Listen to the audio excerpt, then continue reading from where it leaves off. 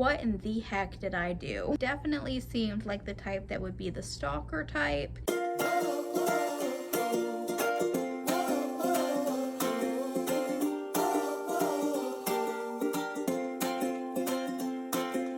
Hi friends, and welcome back to the Manifestation Destination. I'm Alyssa Marie. If you are new, I am so glad that you came to join us, and if you're returning, I'm so happy to have you back. Today I wanted to present my horror stories while online dating. Online dating has a range of various different pitfalls that it entails. This range includes dealing with creepers to catfishers, and just being not a fun way to get to know someone in general. I say with great confidence that anyone who has tried to go down the online dating path definitely has horror stories of their own, and unfortunately I am no different. So in my making of this video, I had several purposes in mind. One being to obviously share my online dating stories. Another point being just to remind you guys to be safe while dating and while dating online. And then the third point is just to have some laughs together, because the world needs more laughs. As with most online dating stories, I too will not be sharing the names or too many details regarding the guys that I'm speaking about, mostly because I want to share these stories ethically and I don't want to do anyone any harm. And just as a fair warning, there are a lot of stories in this video because unfortunately I didn't have great experience while online dating. Overall, it was pretty much a horror story in itself, and that's just how the tumbleweed rolls. Let's just get into the video. Let's have some fun. Starting now. The first guy that I ran into, I refer to him as the Pushy guy. And he was actually the first match that I had after I spoke with my one match for around a month. I had actually matched with Mr. Pushy, or the Pushy guy, via Facebook dating, which you already know how I feel about Facebook dating. When I met my first match on Facebook dating, I had actually put my profile on a break in order to try to give the first guy as much of a chance as I could. I had put my profile on a break, and then once me and the first match didn't work out, I basically took my profile out of the break period and started matching again. I had seen his profile actually twice. When I had been presented his profile, I had seen that he basically didn't have photos posted of himself, and there was no biography information as well. In fact, I think there was only one photo of him posted, and that was it. I wasn't too impressed, and I basically deleted it. So me trying to be open to new people and new experiences, I ended up matching with this guy because he had liked me first, the second time. And of course, by not listening to my gut the second time, I had issues right off the bat.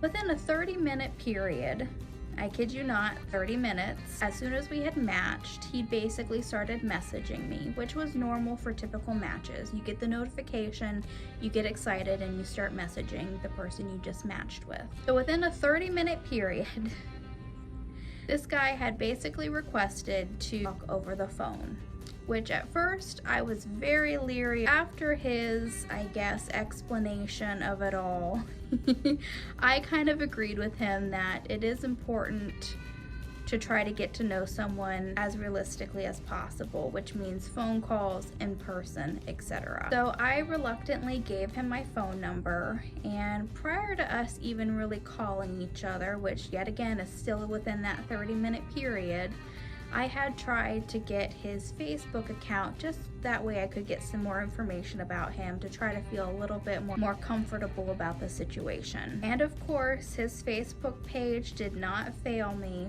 When I was looking at his Facebook page, I was highly disappointed.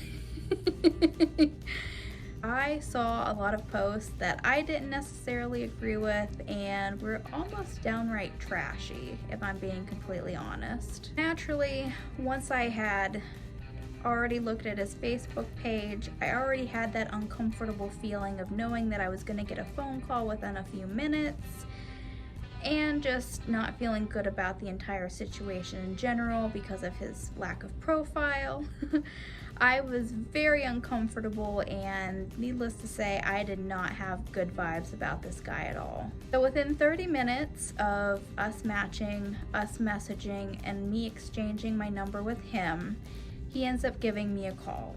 Thankfully, this phone call only lasted about 10 minutes, but it honestly felt like it was going on for an hour or two. One of the first questions that he'd asked me while on this phone call, which was a normal question to be asked for all of the people I matched with, was what I was looking for in a guy. I explained to him that I was interested in finding a male version of me for multiple reasons. One, being the psychology major that I am, I learned that relationships tend to last longer if the two people have more things in common than different things. And two, honestly, I just wanted someone that would be able to understand me, to be able to get into my brain and have similar viewpoints as I did. And my first giant red flag in this conversation, not including lack of profile and the pushiness to start off with, was the fact that he basically shot this idea down immediately. He explained to me that the chances of me finding a male version of myself were very slim, and that at some point I was going to have to settle, and that I should already settle anyway. And being the mansplainer that he was, he basically openly said that I need to be more open to people, which I agree with. At the time, I was very reluctant, but my reluctancy came from wanting to be safe. So within like a 2-minute period, he had already shot down exactly what I wanted for in a guy, and he was not willing to let me really explain why I wanted these things. So I'm already peeved off because obviously this conversation isn't going well. So me being me, I decided to give him a little bit of a chance just to see if there was anything there, which honestly there wasn't. He explained that he was from a local university and that he was studying nursing school. And during this conversation, he explained to me that he was having a hard time graduating from college because of X, Y, and Z. I don't remember the details. All I know is that he was struggling in college. If those two topics weren't already enough to make me want to end the conversation, it got even worse. The next thing that he asks me, which is again perfectly reasonable, is what I did for a living. And I shared with him what I did, and for those who know me in person, you know what I did previously.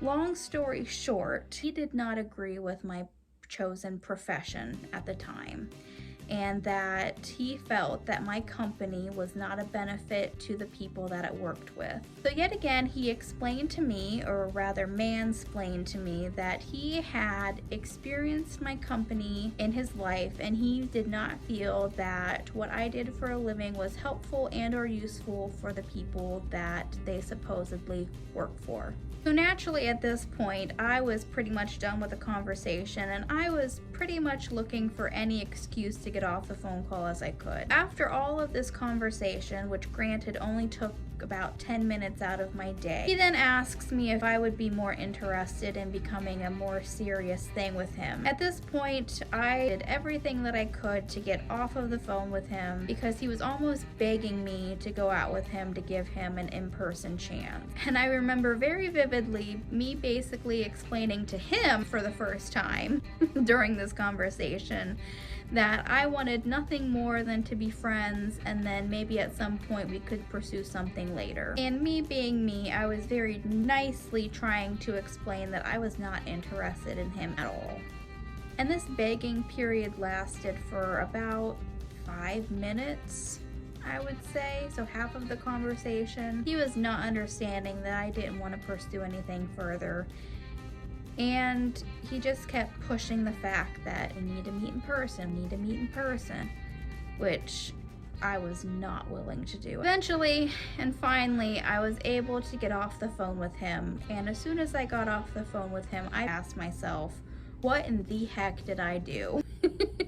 After the call, I blocked his number, And I still remain friends with him on Facebook because, to be completely honest, he definitely seemed like the type that would be the stalker type and potentially the kind that would want to do harm. I felt that if I were to make any sudden moves that would make him very angry, he would retaliate by doing something to me, whether it be phone call harassment or even trying to stalk me in person. That's the kind of vibes that he gave off. Eventually, after several weeks went by, I had Facebook creeped him basically just to check in to see where he was in the relationship status, and I had found that he was in a relationship with someone, and thankfully it was not me.